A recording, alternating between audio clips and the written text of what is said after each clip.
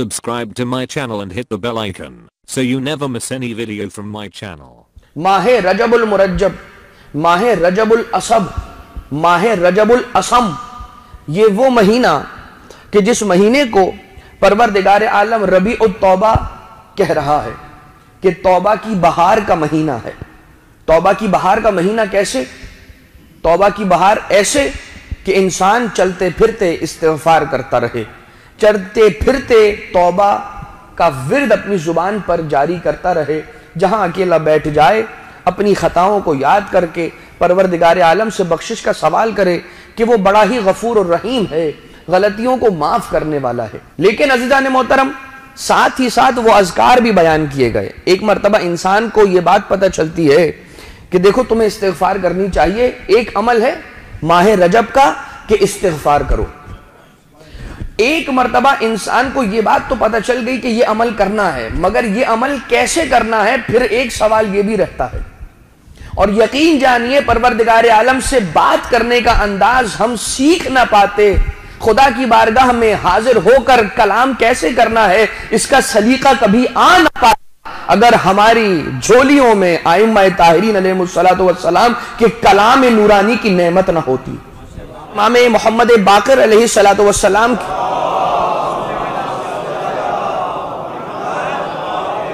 हवाले से गुफ्तगू हुई थी, तो आखिर में इमाम अलैहिस्सलातु वस्सलाम की दो हदीस मुबारक को आपकी खिदमत में तिलावत करने का शरफ हासिल किया गया था। उनमें से एक हदीस ये थी कि इमाम ये बयान कर गए, इमाम ये फरमा गए कि जब अल्लाह की बारगाह में पहुंचो तो वहां पर खुद को जीनत देने के लिए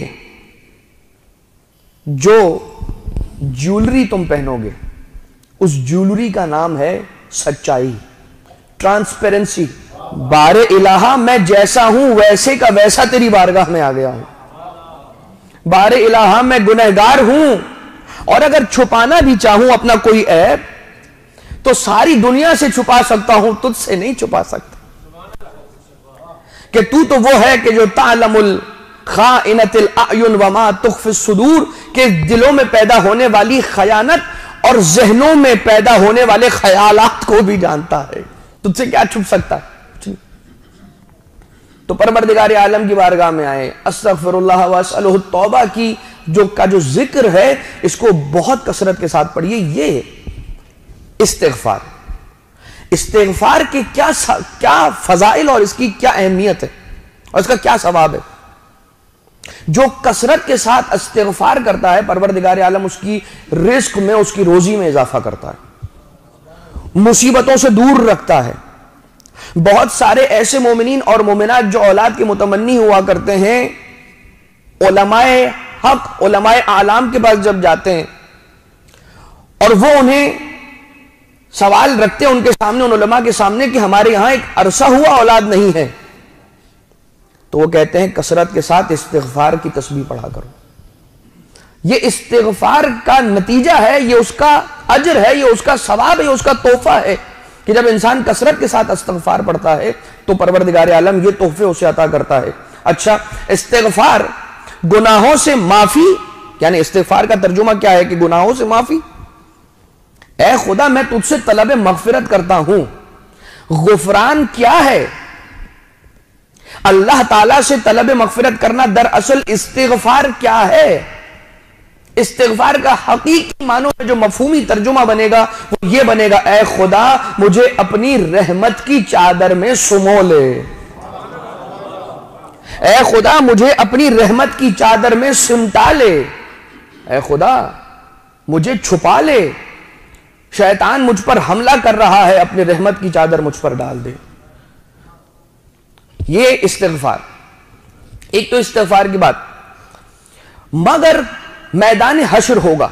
चट्टे इमाम अलैहिस्सलाम की हदीस है कि मैदान हशर होगा और हशर के मैदान में एक सदा बुलंद होगी, ऐन रजबियून, आ जाओ ए रजबियों, ए रजबियों आ जाओ। कहां हो? आ जाओ, हाजिर हो जाओ मैदान हशर में, महशर में हाजिर हो जाओ।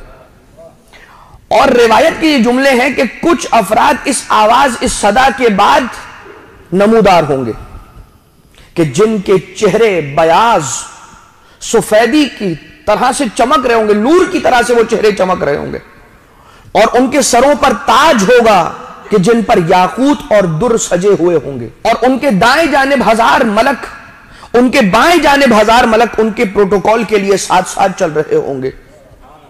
اور جب وہ یہاں پر آ جائیں گے تو پروردگار عالم انہیں وہ اجر دے گا کہ جو ان کا اجر ہے، جو ان کی جزا ہے، وہ انہیں عطا کی جائے گی۔ مگر سوال کیا جائے گا اہل محشر کی جانب سے کہ یہ لوگ ہیں کون؟ جواب آئے گا کہ یہ وہ لوگ ہیں کہ جنہوں نے ماہ رجب کے ایک حصے میں روزہ رکھا، چاہے شروع میں یا درمیان ہی حصے میں یا آخری حصے میں، حتیٰ کہ اب یہ امام علیہ السلام کا جملہ ہے، حتیٰ کہ اگر ایک روزہ ولو صوم واحد، چاہے ایک ہی روزہ کیوں نہ رکھا ہو، ایک ہی روزہ کیوں نہ رکھا ہو، تب بھی پروردگار عالم اسے اجر دے گا۔ تو اب تو یہ بات ہو گئی کہ جو حدیث آپ کی خدمت میں پچھلے دنوں عرض کی گئی کہ رجب الاسب، رجب کسے کہتے ہیں؟ جنت کی ایک نہر کا نام بھی رجب ہے۔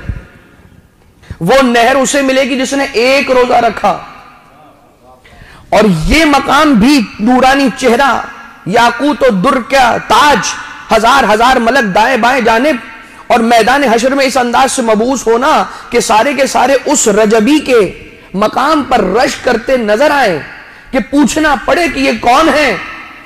یہ اس شخص کا اجر ہے کہ جس نے ایک روزہ رکھا، تو سوچئے جس نے ایک سے زیادہ روزے رکھے اس کا کیا اجر ہوگا۔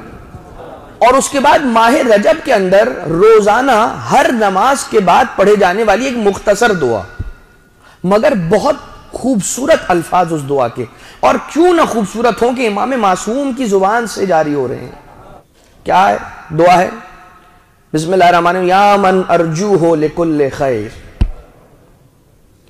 وآمن سخطہ عند کل شر، یا من یعطی الکثیر بالقلیل، اے وہ کہ جس سے قلیل مانگا جائے تو وہ اسے کثیر عطا کرتا ہے، یا من یعطی من سألا، یا من یعطی من لم یسألہ ومن لم یعرفہ، اے وہ خدا کہ جو اسے بھی عطا کرتا ہے کہ جو اس سے مانگے اسے بھی عطا کرتا ہے، جو نہ اس سے مانگے نہ اسے پہچانے۔ یعنی یہ خدا وہ ہے کہ جو خدا اسے بھی عطا کرتا ہے جو اس سے مانگے۔